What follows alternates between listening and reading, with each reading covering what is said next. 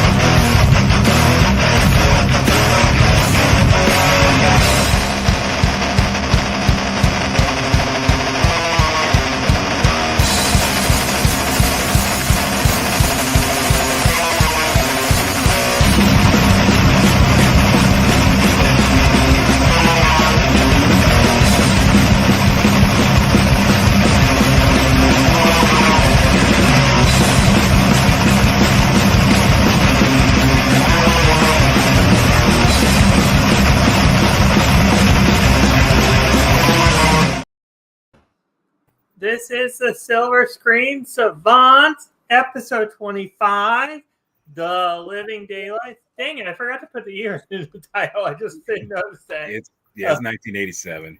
1987's The Living Daylights. Yes. And this was Anubis's pick. I gotta have the first question. I'm gonna put it right off the bat. When was the first time you remember seeing this for the first time? Is that for me? Yes, that's what I said. DJ Anubis. Okay. Yeah. So Neko and I were actually talking about this on the road back from her mom's, but I saw this in theaters. I remember, the big hoopla back then was after Roger Moore retired, they really went after Pierce Brosnan, who was doing Remington Steele at the time. Mm-hmm. And because of that contract obligation, Brosnan wasn't available. So it didn't fall onto Timothy Dalton, who, and I'm sure Jedi can atone to this as well, is that people didn't really accept Dalton at this time. Like, they just were so head set on Bronson because he had that look and that demeanor that they wanted out of Bond, that Dalton really wasn't given a fair chance. But when I went to see this, I was quite surprised and quite happy with what Dalton had done. I knew him, of course, from Flash Gordon, back in the early 80s. So seeing him as Bond, like I was happy with it. And then when I saw License to Kill afterwards, like, you know, a couple of years later, I was still very impressed. Those are still two really great Bond movies for a guy that only did 2 Bond films. But yeah, so, you know, for a guy that never really got a fair shake at the time through a lot of the media and stuff, he ended up being like one of my favorite Bonds out of all of them. You know, not quite my favorite, but he's up there. I would have to say he's up there for me as well. It's just his performance. To quote it best, they say his character as Bond was the closest source to the source material of Fleming's books. It's just knowledge off the bat. That's what a lot of people, they say that about the they say that about Dalton, that he's just that he was that prime and Chris. It's like, I don't want to put Daniel Craig in the spotlight for a sec, but it's like a pre-Daniel Craig dark essence, if it makes sense. Well, Neko actually mentioned it as like because of there's a scene in there where another agent gets killed by a glass door. And you get this like really angry look from Bond, you know, Dalton's Bond. And she was like, you know, that's probably what was like kind of like a precursor to his darker side in License to Kill, where he was actually like off the chain in that one. So that kind of explains some of that, where Dalton was really kind of our first look at a Bond that was really going to get mad at something, you know, and kind of go rogue in a sense before Daniel Craig. Yeah. Gotta mention also, we had an awesome, amazing theme song from an amazing band for this movie. This is one. Aha is like one of my top tier Bond film scores. It's one I will play a lot. The song itself, and I had questions for you both. You know, with this review, I dissected this movie the best I could without spoiling it. That's the mission statement, I believe, Anubis set up with Savants. You know, you're not going in trying to spoil a movie. You know, you're going in. Hi, Kevin.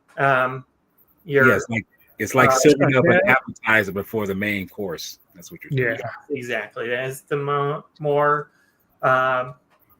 the main purpose, I believe, of Savants. The goal, you know, is to educate, in a sense, also those that have never seen, you know, certain flicks. Like at first I was, you know, under that score, but, you know, it's to entice, to explore, and etc., to understand it. Yeah.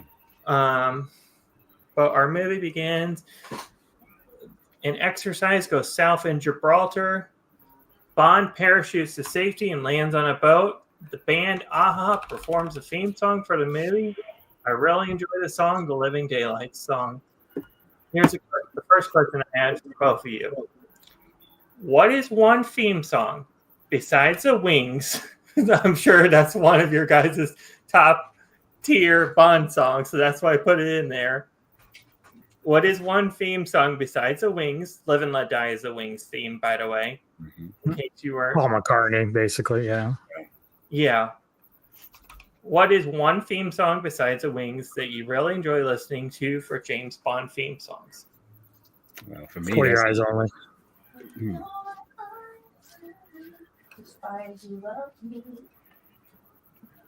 Neko's giving her input. I do like Goldfinger a lot. That's a good one. Oh no, Goldfinger. So my top one for me is The Spy Who Loved Me, you know, where Carly Simon really sings that song. And it's like, when you hear it, it starts off like slow, but then it builds up this crescendo. It's like, hits you. Like, I love that song, you know. But I do love the song from, of course, from You Only Live Twice also. That's sung by Nancy Sinatra, you know. But, The Spy Who Loved Me is my favorite. Yes, I would put Spy Who Loved Me right there as well in my songs, because that score is like it just hits the feels for me. Yeah. To explain it best. At a concert, Bond spies on Koskov with Saunders. And we already have pictures. I forgot to put. Yes, give us pictures. We have our Bond, which is Timothy Dalton in this one. This is his film debut as Bond. And we also have Koskov. Georgi. Yo, I like that. Georgi. And yeah. At a concert, Bond spies on Koskov with Saunders. And here is Saunders. Yep. I think he's an underrated character, in my opinion. Considering what happens to him later on. Yeah. Oh, sorry. But can I say that there's a movement in the film that I really do appreciate? When they tried to do Georgi in that scene with the Russian assistant. I'm gonna be honest with you. That's where you're going. Yeah, look. I'm gonna just say it here and now. That's a moment where I would not mind getting motorboated by someone like that. You know. Oh my God, motorboat. Because she's not that bad looking. You know. I mean, any woman who seduces me like that, it's like, well, I'm already putting in your hands anyway. So that was, and then too, when I saw this film, I was in my teens, so it's like it was pretty easy. I think you can have her, man. I'll take Miriam. I'll take Miriam. I think I was in my teens as well when I saw this. To answer this statement that Kevin said, I'm not sure how Kevin's comments. To answer this one, I am not sure how I feel about Craig as Bond. He is like, if I'm gonna get hated for this, but whatever. If I was gonna put it out there, Craig is probably at the bottom. There are a lot. I actually think Bronson for me is at the bottom.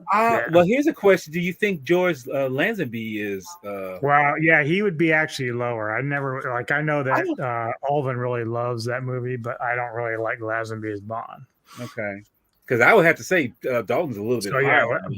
But that's what's funny, right? So I don't even consider Lazenby Bond, even though he's in a Bond film. Because you got to remember, I just forget about him all the time. So right, because he did one film, so I was like, yeah. Because he even says in the movie before it starts the opening, he said, "This never happens to the other guy," and he looks right into the camera and says that. It's like, okay, yeah. And so after the concert, Koskov jumps out a window. There's a female sniper aiming at Koskov. Hi, Brony. Dude, Kevin, shut up. Don't be talking about my He always does this. He's trolling me. Yeah, he is. There's a female sniper aiming at Koskov, and Bond aims at the sniper and misfires and hits the rifle. Mm-hmm. I think it's the first time Bond has missed in a film, actually. Well, he missed on purpose. No, he deliberately missed. Yeah, true. Because you look through the years, you think like, okay, he's just gonna miss it. No, he missed because he wanted to, and he even says later in World Is Not Enough, he even says, "I never miss." Yeah. So he's too good for that. Yeah, he explained that he knew that she was not like a trained assassin. Like he knew it by the way she was holding. Sorry. You know what? I get the feeling with the Bond, each character in Bond is their own Bond. If you get what I'm saying, there's not, even though yes, the character is James Bond, I get the feeling that each movie, each Bond that, like, let's say 1, 2, 3, 4, whatever, however many Connery did, however many Moore did, however many Brosnan did or Craig did. I think each Bond is their own character. That's their own stories, if that makes sense. It's the same character, yes, but it's their own stories. Well, yeah, they all brought their own personality into it. They're all different. He's kidding. Oh, sorry. Kind No, of. that's exactly true. I mean, each and the funny thing is, each of them are decent actors.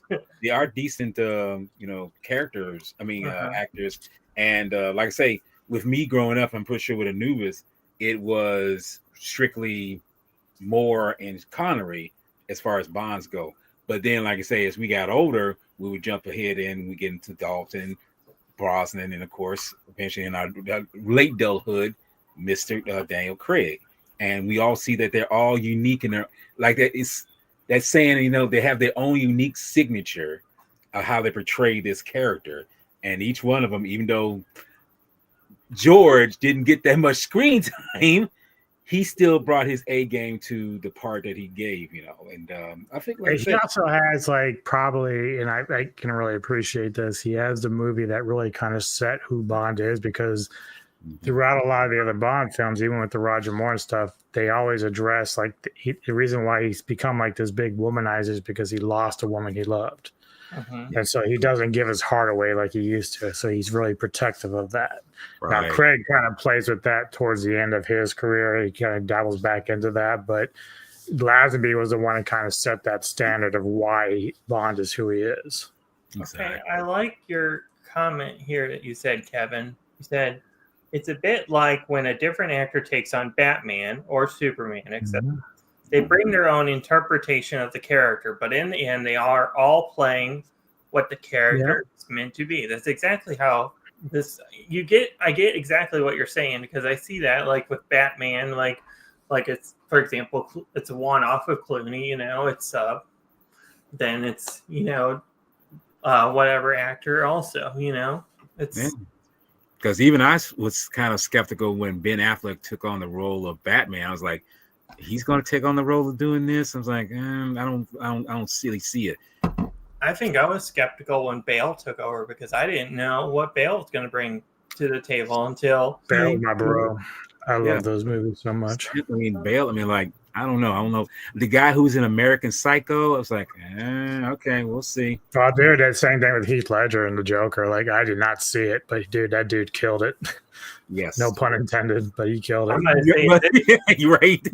I'm going to say I think Ledger's Joker is the best Joker of the live action. Oh, yeah. Yes. I mean, look, Jack Nicholson really killed it with Tim Burton's Batman. That's a good point, because and again, we talk about the differences they bring. So Nicholson brought that whole comic book feel about the Joker that we were so used to. Heath brought the more serious dark side of the Joker that we got used to through the different comics. So I really love Nicholson as Joker, but it's a whole different Joker compared to Ledger's. Yeah, it's just totally different. Because it's more real world with the Ledger. Yeah. Who do you want to play the future Bond? Well, me and Missy have talked over and over again. We'd love to see Idris Elba play it. I would love to see him. But I hate to say it. I think they can't. They want to remember. I don't know if you remember what they said before, that they want somebody fresh and young to play Bond originally. Well, yeah, of course. We don't have any control, but the question is, who do we want? Yeah. Go ahead. I'm sorry. I could see a Felix in Idris Elba. I could see the Felix Leiter persona. He seems more like that type of, that dark. That'd be kind of like a slap in the face, though, because when you've had people wishing for you to be Bond, and then all of a sudden they're coming to you with a different character, it's like, dude, that's kind of just spitting on me and saying, we're going to give you the runner-up position. I don't know if I would take it at that point. No, I know. I'm just my 2 cents. But here's a question. Didn't I bring this up? And I say someone says, don't you dare bring that up. But I mentioned Henry Cavill as Bond, and I feel like that's stepping on glass right there, I guess, because it's... Well, here's the thing. And I've seen this guy do some other roles, which I was kind of impressed, especially with Bullet Train, is Aaron Taylor Johnson. I want Aaron Taylor Johnson so badly as Bond. Yeah, I mean, that would not Quicksilver in the one Avengers movies, and then he was also in the 2014 Godzilla, I believe it is. Yeah. MonsterVerse. Kicked off the MonsterVerse. He's young and fresh. I mean, he'd be perfect. Oh, You know. wow, that's an interesting choice. He's talking about the guy who played.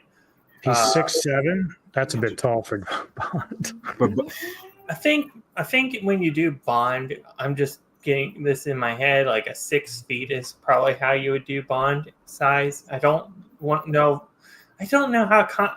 Now you got me curious to know how tall was Connery when the role. I'm about to school you right now, because both Connery, Dalton were all 6'2", and Pierce Brosnan too.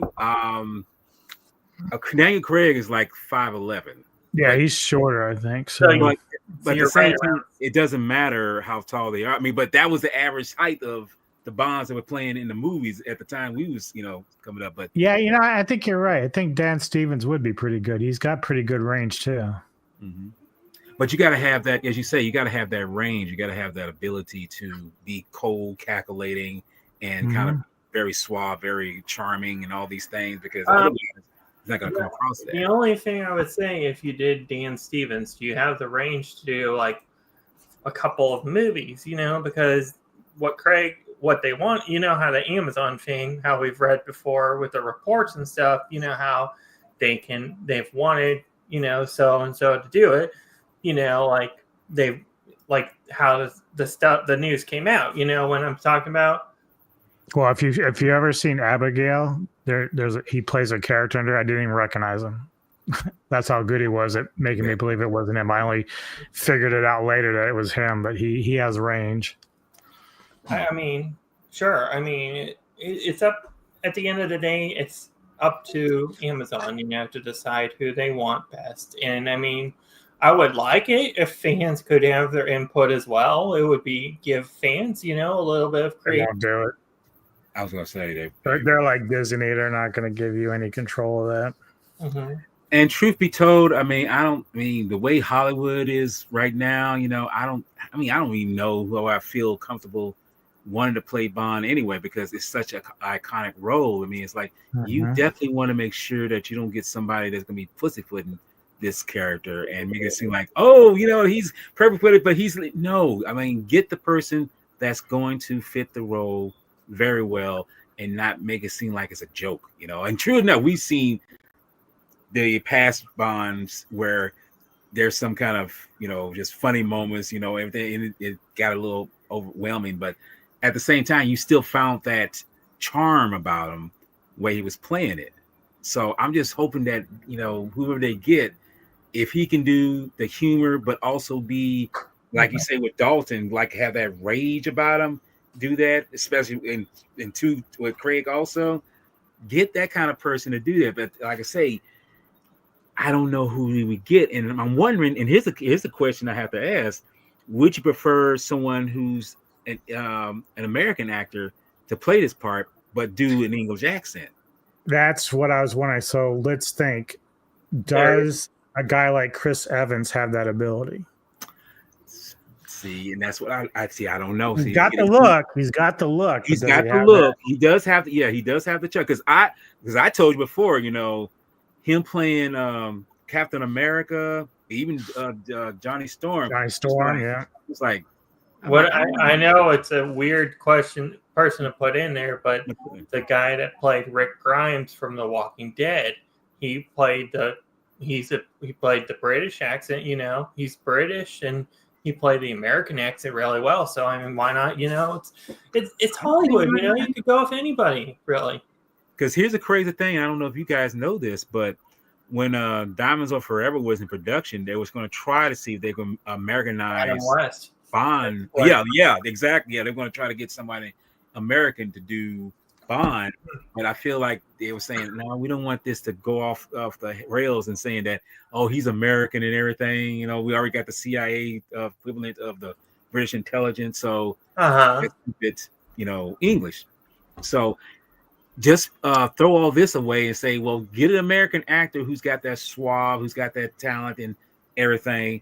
And hopefully they can do a decent English accent, because there are some American actors who can pull off British accents very well. I know Oscar Isaac did a great job with an English accent when he was doing the Moon Knight series. I mean, someone said that was like spot on a beautiful representation of a British accent. So I'm thinking, if you could get somebody who can do that, who's American, pull off an English accent, maybe I can see that being done here. But I mean, like I say, yeah. The only other problem is, like, I can just see people losing their shit if you put American into a British role. I can just see them losing their shit over this. That's just how our society is now. They just get all upset if you don't like it. Like, if you were to cast, even though it's like vastly different, but if you cast like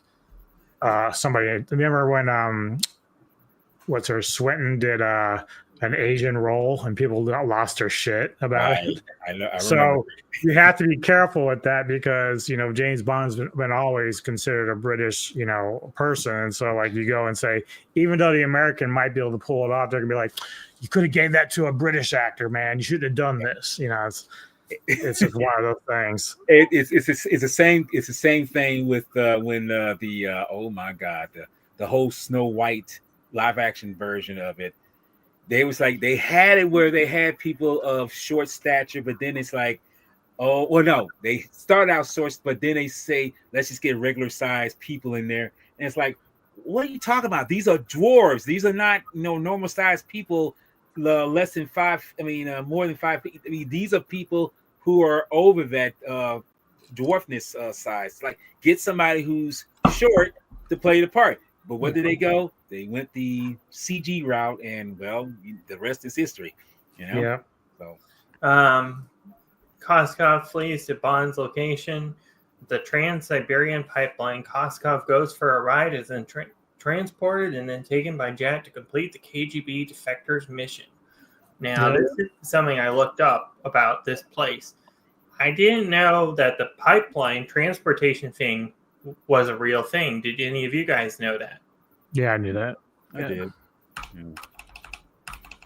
It's kind of weird that sometimes you feel like, okay, you see something in a movie, it's like, okay, they're checking our artistic licensing with that. Yeah. But they actually look it up themselves. It's like, oh, it's actually real. You know? So, and at MI6 HQ, Bond, Q, and Moneypenny try and find who the sniper was. Do I have picture? I have pictures of Q.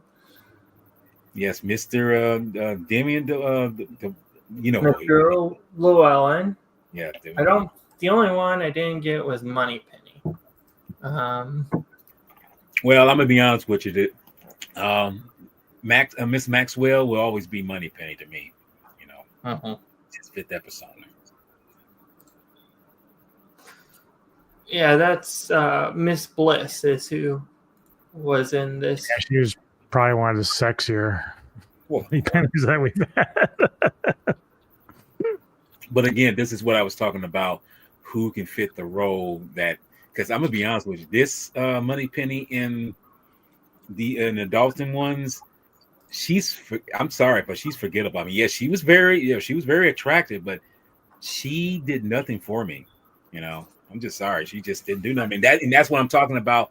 If you put someone in a particular role that's iconic, make sure that they're memorable enough to say you remember. Yeah, she didn't have any personality. Exactly. I was going to ask now. I was going to throw another question when we talked about the Bond stuff just a minute ago about the fan casting. So you know how we have these characters like Q and Moneypenny and M already established in the new universe. Would you want to see the same actors play the characters, or do you want to see some new, fresh actress play the role of Q, play the role of M, play the role of Moneypenny and Felix and all this stuff? I don't know.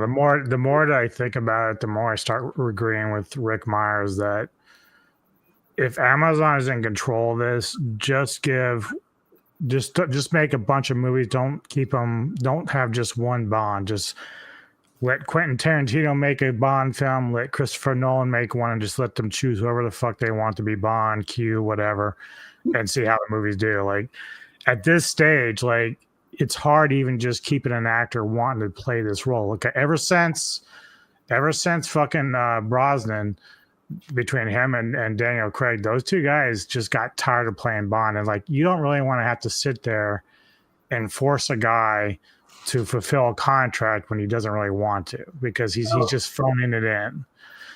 This is why Craig wanted himself dead by the end of the last one. He didn't want to come back to that. We have a picture of Stevens as Bond. Let me go look, see what you got. And it's kind of something that Anubis brings up. It's that old trope that if you pigeonhole someone in a particular role, it's like, okay, you got to remember one thing. This person is going to get old. They're going to get fatigued. They're not going to be able to play the role over and over and over and over again. And unfortunately, they actually went this route with Harrison Ford playing Indiana Jones. I'm just like, y'all should have just cut and dry when the third one was done, over with. That was the end of the 80s. Go ahead. Sorry. What I would have done to fix Indy is after his tenure, I would have done what they do with Bond. They cast a different actor. I think it would have been Indy would still be around to this day had that, happened, Or give it to someone else as far as a different character. I mean, it wouldn't necessarily be Indiana Jones. It'd be someone more to his persona, like it could have been. I'm not saying I wanted Shia LaBeouf to play that part, but I would say get someone who's different as his son to play, and just like go from there, But again, that's what I'm saying. I mean, you can't have this person play this part forever. And even Harrison Ford, when he was playing, not unless they dedicate to it. Like guys like Connery and Moore didn't mind playing the part. They actually took it upon themselves. I mean, hell, Connery came back during Moore's time trying to reclaim Bond. So like, so that's Dan Stevens apparently in a Bond like moment there. So I could see it, sure. Yeah, I mean, it's like I say, it's all about who can pull it off, and then it's like you don't get in that rut of just playing that part over, because it's again, time. And then, like I said, I know you say it was just like someone's going to love playing this part, but Father Time always catches up with you. Yeah, I'm just like, if I'm like whoever the studio is, I'm like, if we're gonna do another, say, 5-movie deal, I'm going to go, and whenever I audition, whoever I'm auditioning, I'm saying, look, if you're coming into this, I need you to give 100% for every single movie, because if you're going to get bored or you don't want to do it anymore, then I don't need you here. Just leave. Like, just walk out.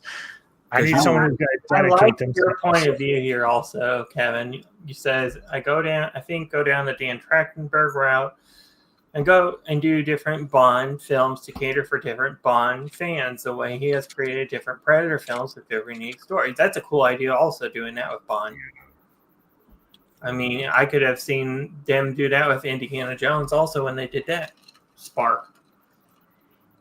Well, I thought that Ford did fine. Ford. I think he got tired of it too towards the end. It was just Ford is like a masterpiece compared to the last Indiana Jones. I mean, the last Indiana Jones. My God, dude. I mean, I had to struggle to watch that in the theater, and let me just say that anyone who says that, as Rock once said about something else, he said, "This is the biggest pile of dog shit I've ever heard of or ever saw." Yeah, I think he was being kind of gracious too. I think he's being kind of nice, because the fifth one was way worse to me than that. Well, one thing I did want to talk about with this film was Miriam Diabo. So, like, she's the Bond girl, but it's funny because her career, she did a few movies, but she didn't really stick around too long, like her sister from Olivia from Conan the Destroyer. And the Wonder Years. Yeah, she ended up having like a big career after this rather than Miriam, but Miriam was like always one of my favorite Bond girls. I've always liked her. She's got that really cutesy look and whatnot, silly and all that stuff. So And going back to some of the stuff that usually Olvin brings up, like I like a lot of the toys in this. I love the car, especially the Icy Lake. That was a lot of fun. Yep. This would be that's a badass car. Yeah. This was one of the gadgets also. Of course, the key. Yes. Anyways, but back to the story. At MI6 HQ, Bond, Q, and Moneypenny try and find who the sniper was. Bond shows up at the safe house. The KGB is running into a power-hungry situation by Pushkin. After the discussion is where the movie gets interesting to me, and an assassin, Necros, kidnaps Koskov. And this is one of my favorite characters in the film. Yes, he's an interesting character, and the guy who's playing him, I'm pretty sure. Well, yeah, he would play in a part in Die Hard the year after, year later. Believe it or not. Yes, he is. I just looked that up. I didn't even know that till the other day. Yeah, but no, I didn't know that. He's a lanky individual. He's like 6'4". I'm like, good Lord, I didn't realize he was that tall. Yes, and this is a Bond villain that gives us a very good device that he uses. He's using exploding dairy. You know, you just toss it and it's like what you call it? Not a grenade. It's like a grenade. It's like not C4 nitro. It's like nitro. It's like just throw it and it'll explode if it hits a certain surface. They're like, well, that's something I've never seen before. You know, exploding milk. Just don't drink it. Yes. Okay. And assassin Necros. I think is it Necros. I think Necros. Yeah, that's how you say it. I think. Oh yeah, he played the brother. That's funny. I think Necros has some really good. Okay, I think Necros has some really good kills in this film. Would you agree? Would you agree? He has some. Oh no, I agree. Yeah, I definitely agree. M gives Bond the mission briefing and wants to be the one to put Pushkin down for the count. Interesting. Bond gets from Q a new Aston Martin and a Phillips key finder. That's the name of the whistle gadget. Records finds out who the sniper is. Her name is Kara Milovy. Bond watches Kara play and follows her off the bus. Bond takes the sniper rifle, empties the bullets out, and dumps it in the river. He finds her name and address in the case and goes to her apartment. Bond and Kara escape by putting the case that had the sniper rifle in a phone booth as a human disguise, and they switch to cello for another case. I like that. Yeah. Interesting plan for an escape route, ? Right? Oh no, it's because it's a sleight of hand moment, because I think that's a moment where I think Bond timed the shuttle, the train, the trolley coming through to block the view of the guy who's looking to see when she's coming out. And once it came around, it's like, okay, you in a way you can't tell if she's gone or not. You know, you can't tell that she's in the car yet. You still see someone or something is in the booth, and in time. And the funny thing is, she says, "I gotta go back for my cello." You know, it's like he tells her, "No, you're not going back for your cello." But of course, what happens? It's a typical scenario. He goes. You know, it's like women's live. It's like, yes, you can't overthrow that. She does that later on too with the Afghanistan leader. Yes, she goes to Bond, but he's like women. I love it though, but that's brilliant. Bond and Kara are chased via the police. They escape into Austria. Pushkin meets with Whitaker, played by the late great Joe Don Baker. Yes. He was an interesting character. He is interesting character for sure.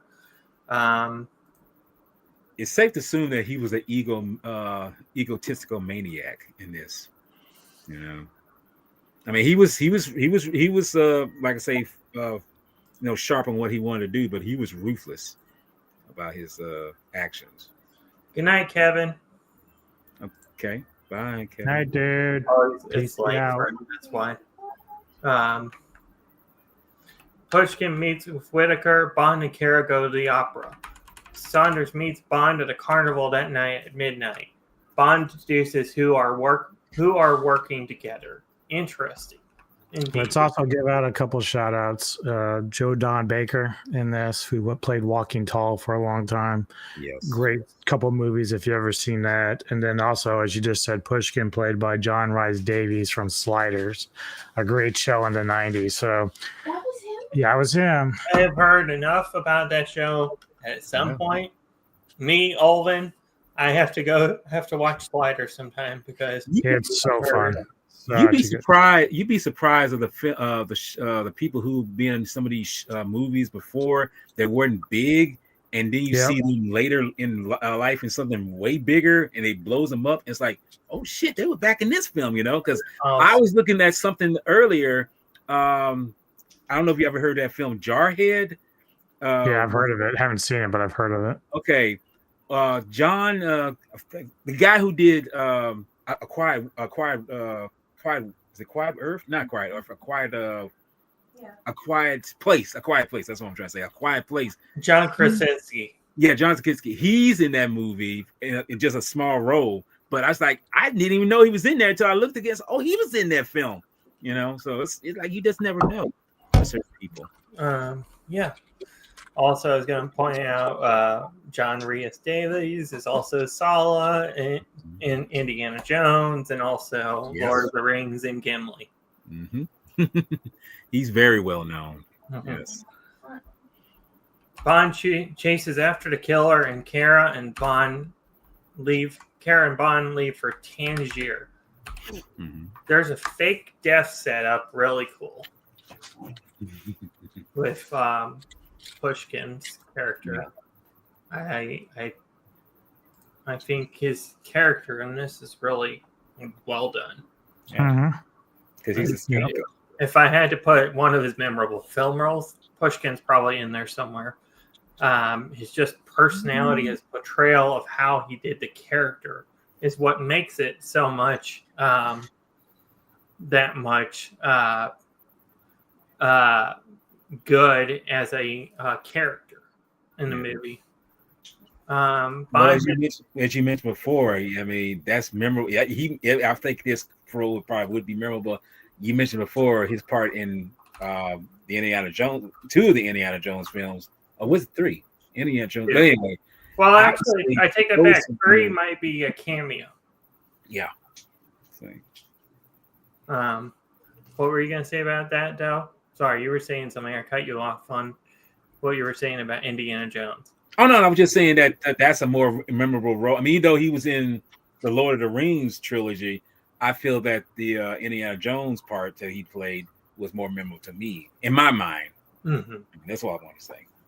Yeah, I didn't mean to cut you off. Bond has an escape, meets probably, in my opinion, the weakest Felix. The weakest actor in the series is in this one. I would have to agree too.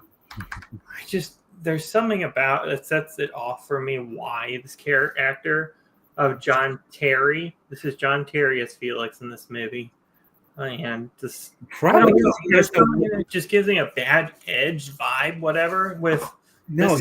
He has no care. He has no oomph. He has no character feel. He just, like I say, the guy who's playing him is not really giving us the believability that it is Felix. And it's like, yeah, I mean, he's so dry. It's kind of like what's his name played in War of the Gargantuans, where his performance in that film was so like, 2 of the same kind. Okay, it's like that. It's like you're not making me believe that you are playing this role, you're playing this character. So yeah, I really don't. Yeah. And trust me, when you get lost in the fact that someone is not making you believe the character that you're seeing in a film that you hope that you believe, you're invested with these characters. Like, what's the point of me watching them? I want to watch somebody that's going to make me believe that the world I'm looking at is believable, it's real, and I can say pulled in enough to say, okay, it's hit. It might be a little silly, it might be a little this, but if I believe they're believing what they're doing in portraying this character, okay, I'm in there. This guy didn't do that for me. Mm-hmm. Bond gets drugged out, captured, gets thrown into prison in Afghanistan, escapes prison, frees the leader of an Afghanistan bandit brigade. He stops a war, saves the day, busting on a villain happens. Had to pull a line from what happens with the ending of what happens to Whitaker. For there. Yeah. It's like he met his Waterloo. Waterloo, yeah. He met his Waterloo. The reason I cut out the Necros and the war stuff is because it's kind of like a spoiler. So in a way it is. So I'm keeping it. I didn't want to go into that because I want to keep this fresh. Mm-hmm. If nobody's ever seen this, gotta check it out for sure. This is one I would say straight off the bat. It's mine. Like it'd be my up in the top tier of movies you can recommend to somebody that's never seen certain Bond film. Yeah, and can I just say that the effects in here, especially the miniature effects that were done, which are so invisible that you don't know they're miniatures until you do some background check, they are very well done. By the person that was overseeing this, his name was John Richardson, but he did a marvelous job doing the effects in this film. I was going to point out they're also aided by, and this is the leader of the Afghanistan Art Brigade. Yes, who would you see later on in a James Cameron film? Believe it or not. Mm-hmm. He's in, his name is Cameron Shaw. I like that name. He's pretty known, I think. And he was when I say very young, he was like in his late 30s, if I'm not mistaken. So I would say if this was in 87, it's probably in his 40s. I would say 50s. No, he was in his 30s. In this movie? Yeah, he was. You don't look it. You don't. Well, you see a little. I would say late 30s. That's why I said late 30s. That's what I say. I mean, he wasn't 40 yet, but he was getting there. Mm-hmm. He has an interest. He's an interesting character. I'll just say that. Yeah, he was. See him. See a person like that. Now that character, you believe that he's who he is. He's outgoing. He's very flamboyant. He's joking, but he knows he sticks to business. See, and that's why I say he's a very good actor. I was just looking up the filming locations because I was curious about where this was filmed. So it's actually in Gibraltar, where the beginning, where the opening sequence. Then we also have Vienna, Austria, is the scene set in Bratislava in the amusement park, and then if you think it's actually Afghanistan where the setting is in actuality, it's not. It's in Morocco. They filmed it in Morocco. It's stood in for Afghanistan and also featured in the desert chase scene. In Tangier was also filmed in Morocco as well. And the interior shots at Pinewood Studios were filmed in the film as well. And I don't know where Whitaker's his scenes were filmed. His scenes were filmed in Pinewood too. They were filmed in England. Most of this was England based. Oh, sorry, it is in Tangier, Morocco. Where it's called the Forbes Museum, was used as Whitaker's villa is located. I didn't know that until I just looked that up. Can I just point out something? And I'm hoping that Anubis attests to this. That this was at a time when they were still doing a lot of practicality as far as stunts, effects, and all these things. And I don't know how you feel about it, Anubis, but I think for myself, I mean, maybe you didn't, but for myself, I looked at it and I think I might have took it for granted at the time, because some of the stuff that they did in this picture, in like say a few other Bond films at the time, some of that stuff is very rare that they do now. I mean, it's all if you look at like, and I don't know how exactly they did it. I can't. You guys might have the info on it, but the plane, right? And when the opium is in the netting, and Bond and Necros is on fighting on there. So you have that, and that's I know you know what I'm going to say. It reminds me a lot of Mission Impossible with Tom Cruise, like a lot of shit that he does. And one thing that Neko was saying, like, even though she was kind of laughing about it, but when they get into the truck and they use the parachute to back out of the plane before it wrecks, like, she's like, yeah, that would never happen, but I love that they did that because it's cool. Exactly. And that's a lot of the fun that we've always talked about with some of these older Bond films, is that they always have fun, and that's really what it should be about. But like you said, a lot of these effects or the things that they were doing, to me, they're like, you don't really see a lot of that anymore, especially with the Bond films. Bond films, as of late, just been like, straight laced, and I mean, you get a little bit of stuff like, Craig did have his cars and stuff like that, but it was never quite like this. No, and I miss a lot of this stuff. That's all the fun. I like fun. Yeah, that's what it is. So I just looked up how they did that stunt. So it said, so the setup was the plane stunt. The stunt involved a fight on a cargo net suspended from the back of a large cargo plane. So B.J. Worf, who's the Bond stuntman in the air, played James Bond, and Jake Lombard, who played Necros, hangs precariously from a net. The location and conditions, the scene was filmed over the Mojave Desert, with the performers hanging at an altitude of 6,500 feet and the plane flying at 100 knots. A safety man was on standby to deploy parachutes if the stunt went wrong. Cool.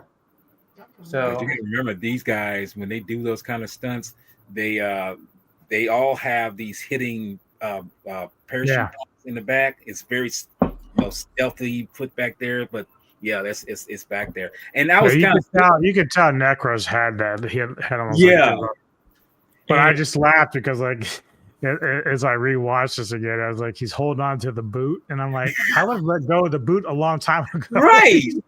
He's still like, holding on to it.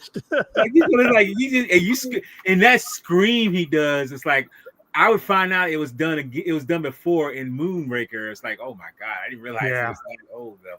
But when you watch this that plane fight, I swear, I don't know how you feel about it. I don't know if you ever seen the film yet, Owen, but Cliffhanger does I've seen it only once, and it's been ages since. Yes, it reminds me a little bit of Cliffhanger and the plane transfer from one plane to stuff like that, and this is early 90s. I'm thinking like they're still doing this practical stuff, even though there's some effects involved. It's like, why did they stop doing this? Why did Hollywood just stop doing these kind of things? And it's kind of sad.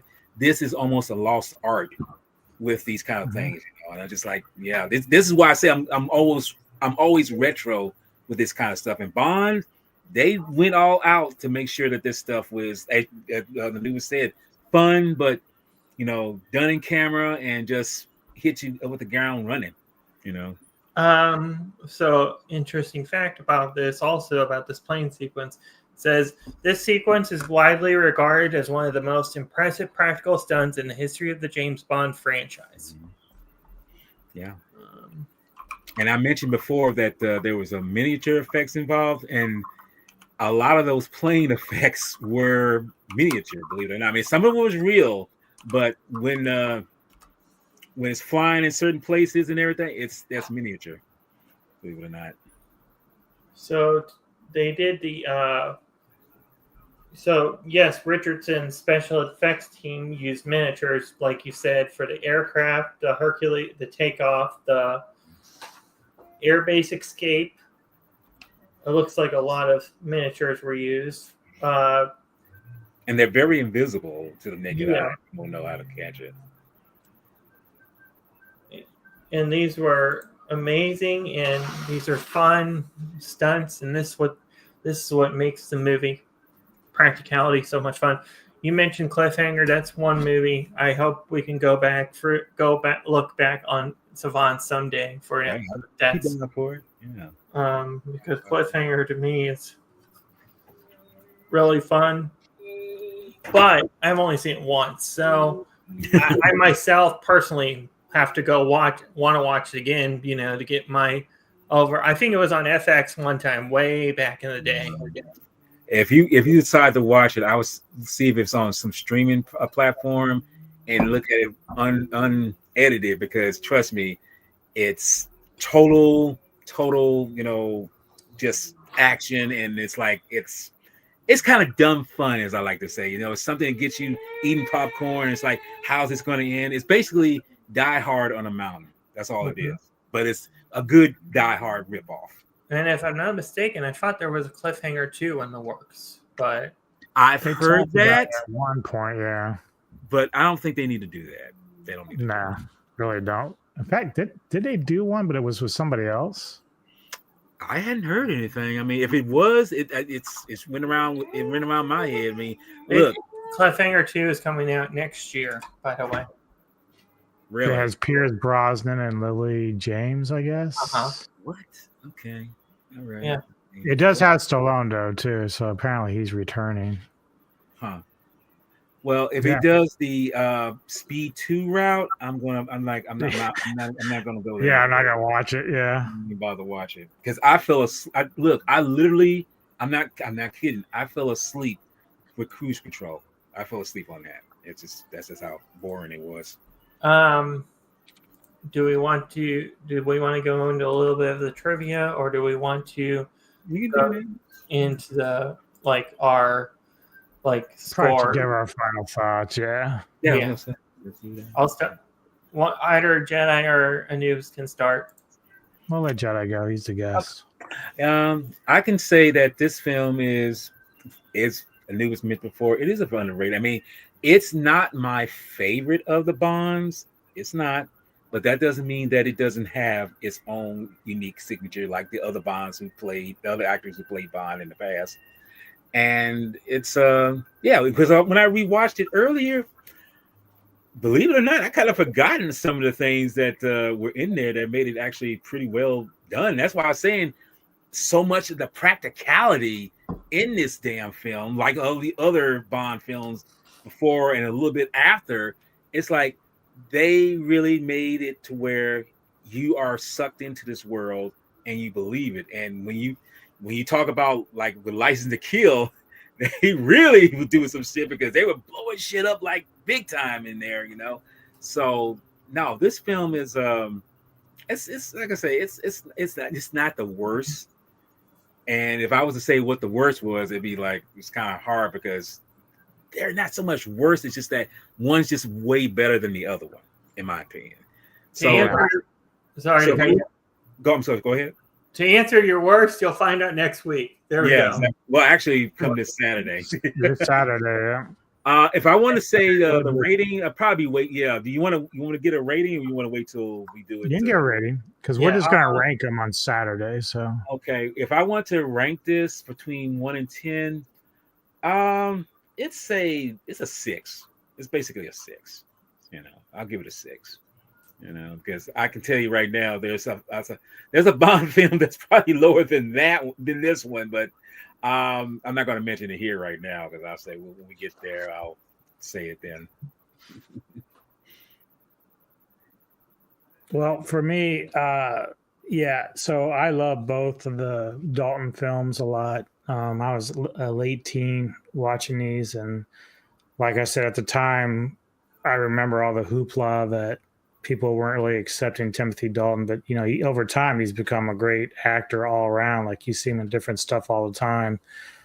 So he didn't really get a fair shake at the time, and then it was kind of forced out when people wanted Pierce so badly. But both these films to me were really great. I still love this one a lot. I love the Bond girl. I love the story. I mean, it's a little corny when you look at it now, because despite the villains aren't as scary as we're used to. Like even License to Kill has more scarier villains in them. Mm-hmm. But I still really, really enjoy this film, and I can watch it anytime at any point. It's one of those ones that I just have fun with when I watch it. So it's still a 10 out of 10 for me. Oh, okay. Exactly. And you'll have to find out Saturday where it ranks. So there you go. See, that's what I'm saying. It's a mystery for where all these Bond films rank. Mm-hmm. You're gonna be surprised where some of the Bond films we'll be talking about is ranked on my list. It's like, yeah, that's where it's at. It's like, yeah. Saturday is looking to be a really Saturday is going to be looking great. Well, that's the thing, right? So, like, I'll just say it now. My top 6 picks are all 10 out of 10. So that just gives you an idea. I've got a feeling I know some of them are. Oh yeah. We've covered some that are already going to be there. If anyone's followed me so far, they know my love for Roger Moore. Yeah, you'll know. Okay. See. Mm-hmm.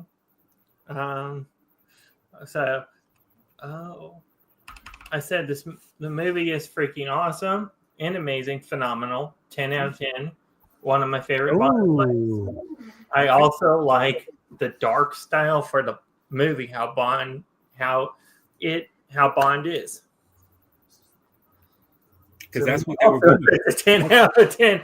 Matter of fact, this was the first Bond movie I showed Brony when we were getting into the lore, etc., of the Bond stuff, because now I've shown Brony 3 Bond films. I've shown him this one.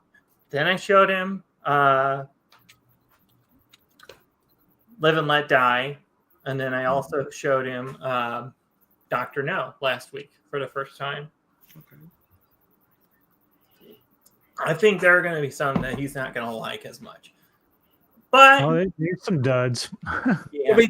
But that's okay though. I mean, that shows that if a person if they feel that they don't like it, that's okay. If they feel that way, that's okay. Mm-hmm. Do we want to go around for upcoming content? Sure. Yeah, I'll go first.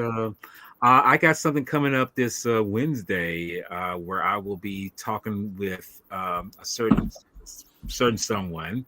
And we're going to be discussing a one-on-one, and we're going to be discussing my favorite favorite Godzilla film, Godzilla versus Megalon. And, it's like something that it's a co-op between him and me.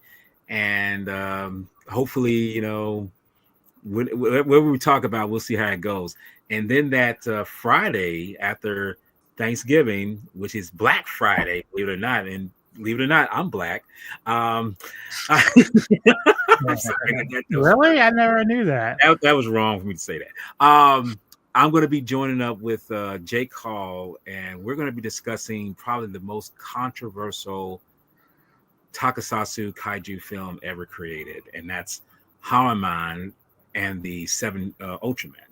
And when we get into it, like I say, we'll break it down about the film itself and the story and everything, and then we'll get into the controversy, because trust me, there are so many Ultraman fans who will say they would like to see this movie be just died erased from history. Yeah, erased from existence, as Doc Brown would say. So yeah, and then like I say, I'm going to be joining with you gentlemen, talking about our top Bond films in tandem and say. On the 29th of Saturday. Yes, sir. Me? Yeah. So tomorrow, Cinematic Synergy returns on my channel. It's Kevin Lambert's pick this week or this month, and he has chosen Alex Proyas's Dark City, as we're going to review that. Then come Wednesday, gonna go at 1 p.m. Eastern, and Mr. Lambert and I are gonna be on his channel to do a double review of both Sisu and Sisu 2. So I have to get out there this week and go watch the second one. And then later in the evening, the Ghouls of Midnight return, as I've managed to get my co-host to feel better. And so Give him go-go juice. yeah, he's gotta, like, I don't know, get out of his den or whatever and get healthy. But I've chosen last year's or this year's Heavier Trip as a sequel to Heavy Trip, and then he chose 2025's Coyotes as a movie to check out and review. So that's happening. Then on Friday, I'm getting together with Lambert again for Into the Darkness, his franchise for spooky stuff, and we're covering the Omen franchise. Mm-hmm. So we're doing all those, and of course Saturday, as you've discussed, we're doing the James Bond rankings, and I can't wait for that because that's gonna be a lot of fun. I've never actually done one for James Bond, so I've had my list for a while, so I'm ready to get through it now. And I've also had my list. Either make a lot of people happy or make a lot of people mad. That's just how we go. Hey, look, the end result is they will respect us more for it because it's like we have the balls to say this is shit. I can almost guarantee we'll probably have the same dead last one. I just have a vibe that I think we're going to be on the same one. So how many Bond? 25. Yes. And then okay, this is my turn. Yes. Yeah. Sorry. You're good. You're good. So first thing is, of course, on Saturday is the Bond rankings. Then the Sunday after, we are talking about Steven Spielberg's E.T. It is on Netflix to watch, by the way, if you need to watch it. Watching E.T.? E.T. phone home. Then also we have the Tokusatsu action. Tokusatsu. Yeah. Hold on. Henshin Revolution, Henshin Highlight are staying. There's going to be new shows coming here. I've got the intro done on the iPad. I think I've got an idea for the outro to do what I want. I put the GIF. I clipped the GIF of the werewolf from Van Helsing where he looks straight at the camera. I think it's a cool idea. I'm gonna put a wolf howl, and then I'm gonna put my, channel name in on the thing just to see. Cool. Just a cool idea for an outro. Just something simple and different, Okay. I mean, you want to keep your outro and intro kind of short, if you're gonna. Sweet. Yeah.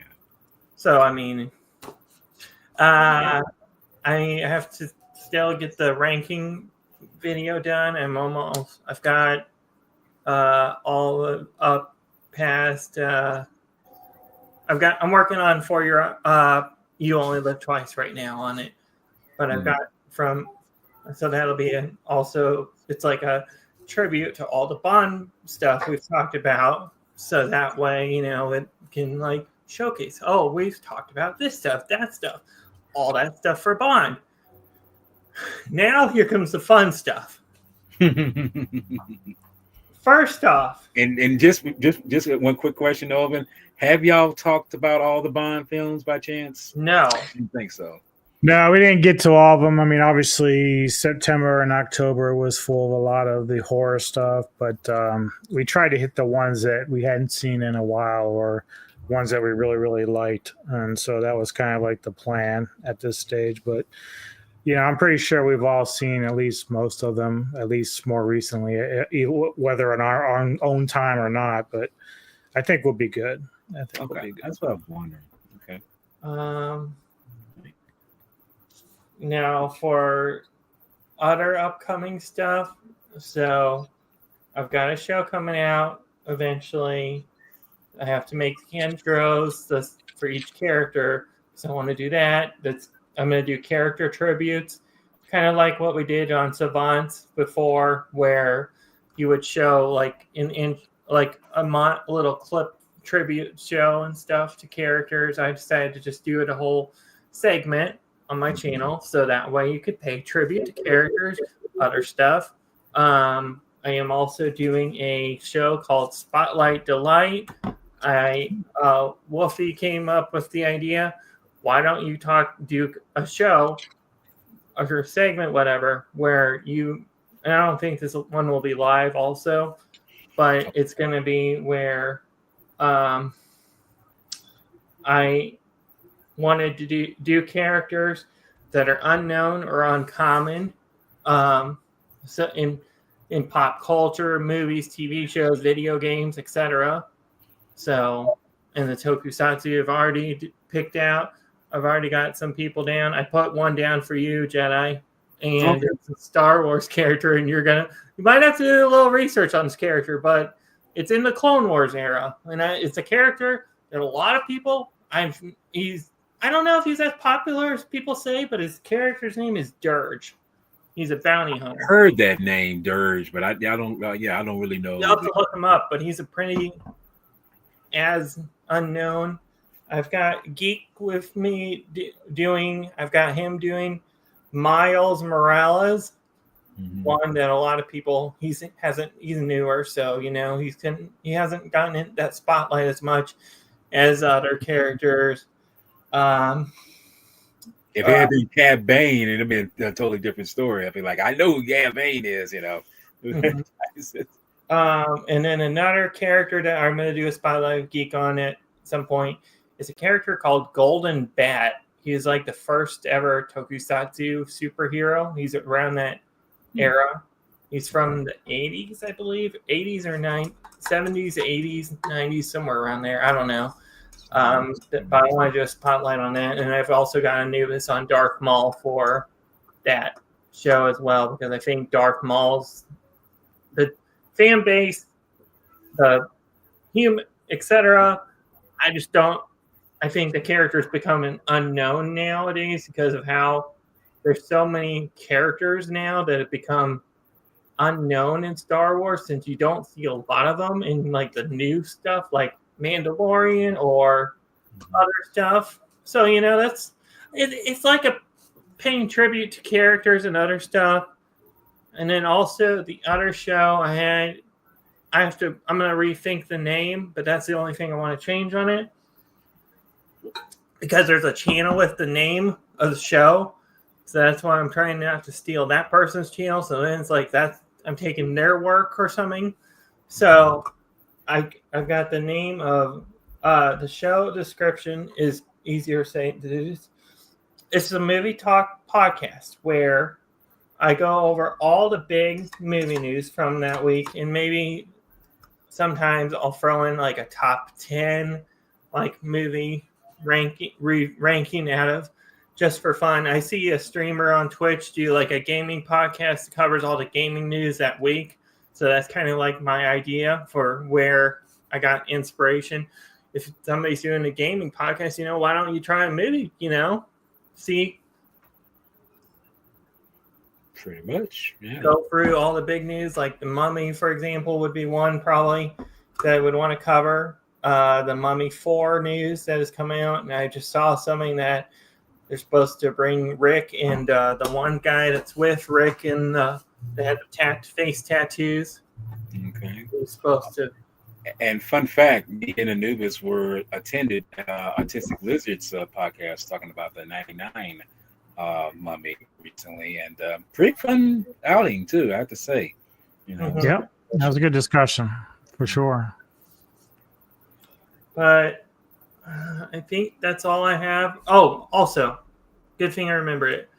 I'm doing Let's Plays as well. Assassin's Creed, huh? Yes, I'm doing Assassin's Creed 2 as my first one off.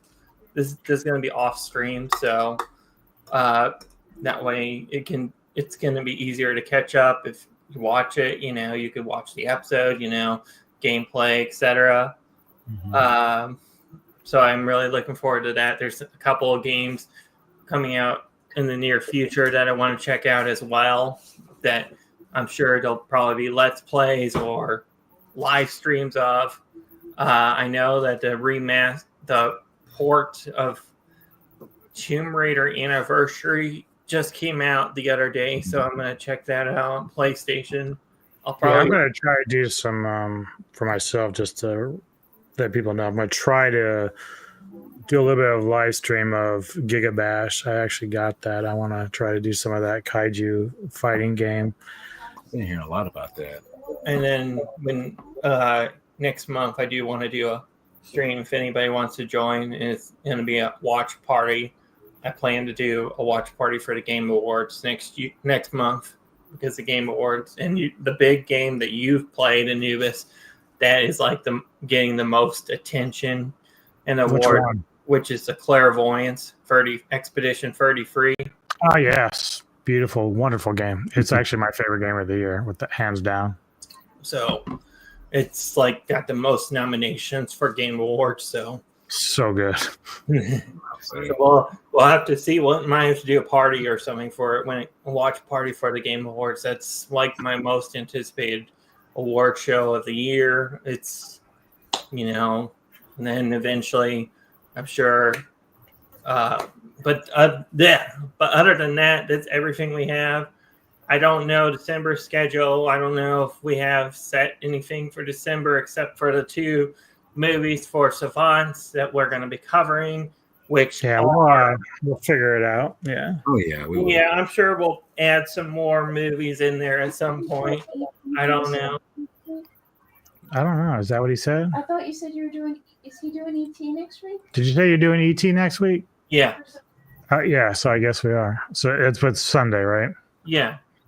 Yeah. Because you said then. I might want to do it. Oh, Neko wants to be on that. Okay. Be on that, yes. You are more than welcome to be on it, Neko. Thank you. You're welcome. Yeah, you can always be on an Olin show. You're buddies. Exactly. Aww. But anyways, this has been the Silver Screen. To set up a time to live stream me putting together the Lego. Oh yeah, I still have that. Wow. That'd be kind of neat. It's a beautiful Lego set, but he's never going to put it together. He doesn't have the. It's all Lego. Good. They got a Jaws Legos? I didn't know that. Yeah.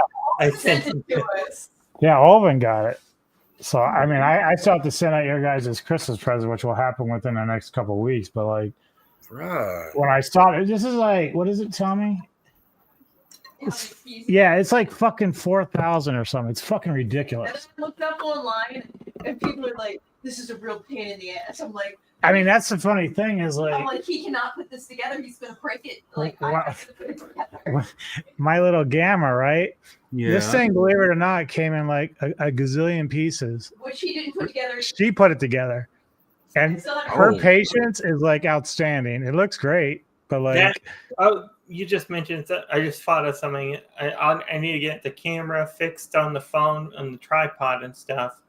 But eventually, I have some Lego stuff coming next year. Like I've got some Batman stuff that I might want to do as a live stream, because there's stuff for a Lego upcoming Batman game that comes out next year. because I know live. People love watching the Lego. Lady Fabula used to do that with her paintings for a little while. She was doing that. So. Yeah, I was gonna say those Lego streams are really popular for streamers. I see a lot of on this platform where people do it. But this has been Silver Screen Savants, episode 25. We will, I guess, episode 26 is the ranking. I don't know if we'll title it as episode 26 or do we.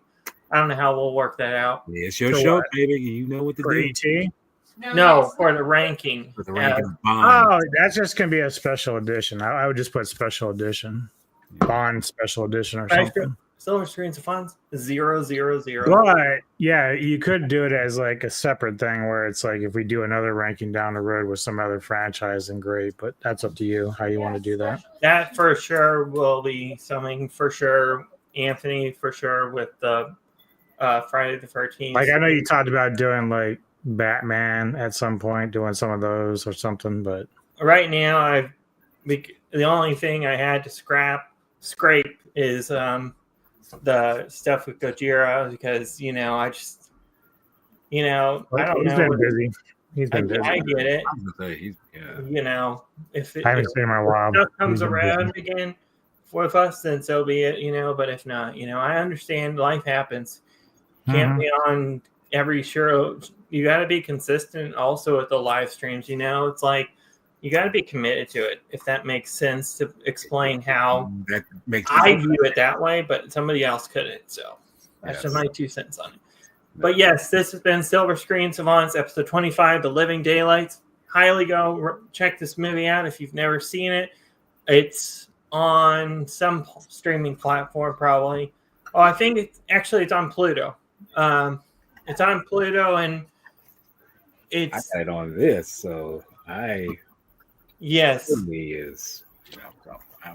And it is one movie that if you've never seen, you got to check it out, because Timothy Dalton was one amazing, awesome Bond actor. I have to agree. But we will see you next Saturday and Sunday.